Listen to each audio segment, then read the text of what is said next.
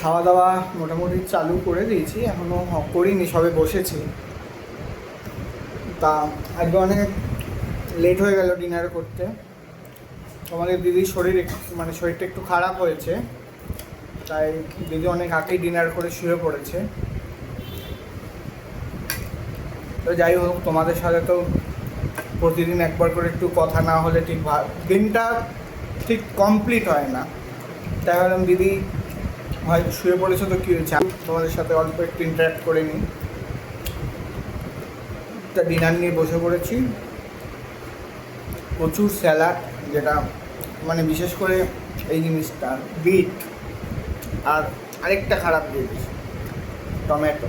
ব্যাপার স্যালাড আছে, বেগুন ভাজা, আরেকটা ভাজা জিনিস করলা ভাজা, করলা না উচ্ছে ভাজা, মুগ ডাল করেছে আজকে সোমবার যেহেতু ভেজ, আর পটল আলুর তরকারি।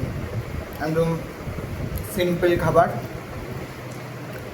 আর দেরিও করলাম না, অনেক রাত হয়ে গেছে, কালকে আবার তাড়াতাড়ি বেরোতে হবে, অফিস আছে।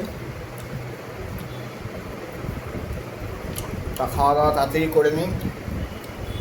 আমি মা বাবা তিনজনই বসেছি। তোমাদের দিদি অনেকক্ষণ আগেই খেয়ে শুয়ে পড়েছে, যদিও অনেকক্ষণ না, আধা ঘন্টা হবে। সোমবার ভেজ তো খেতেই হবে, বাবার বার। তা চলো খাওয়া দাওয়া করে নিই, আর দেরি করে লাভ নেই, কেন অনেকটাই রাত হলো, প্রায় 11টা বাজতে যায়।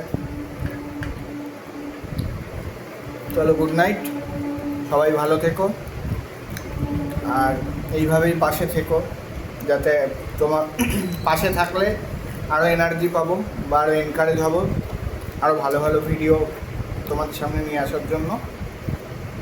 চলো, টাটা।